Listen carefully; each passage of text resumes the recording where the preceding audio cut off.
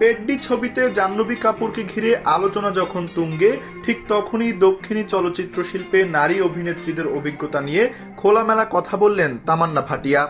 সম্প্রতি এক সাক্ষাৎকারে তিনি বলেন, দক্ষিণী ইন্ডাস্ট্রিতে কাজ করার সময় অনেক নারী শিল্পীকেই অস্বস্তিকর পরিস্থিতির মুখোমুখি হতে হয়।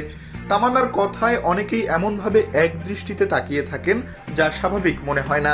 তবে তিনি এটিকে কোনো ব্যক্তির সমস্যা হিসেবে দেখেন না।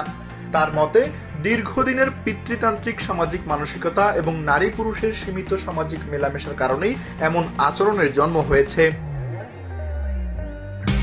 তবে এই অভিজ্ঞতার জন্য পুরো দক্ষিণী চলচ্চিত্র শিল্পকে দায়ী করতে চান না তামান্না, বরং তিনি বলেন এই ইন্ডাস্ট্রি তাকে একজন অভিনেত্রী হিসেবে প্রতিষ্ঠা দিয়েছে।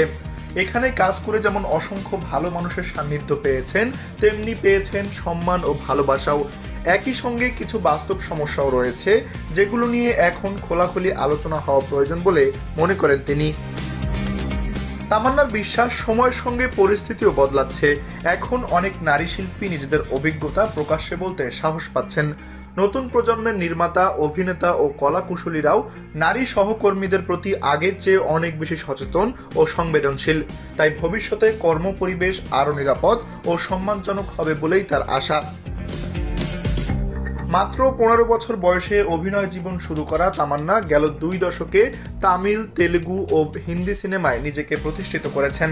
তার মতে, নারী শিল্পীদের জন্য নিরাপদ, সম্মানজনক ও সমান সুযোগ নিশ্চিত করা শুধু চলচ্চিত্র শিল্পের জন্য নয়, পুরো সমাজেরই দায়িত্ব।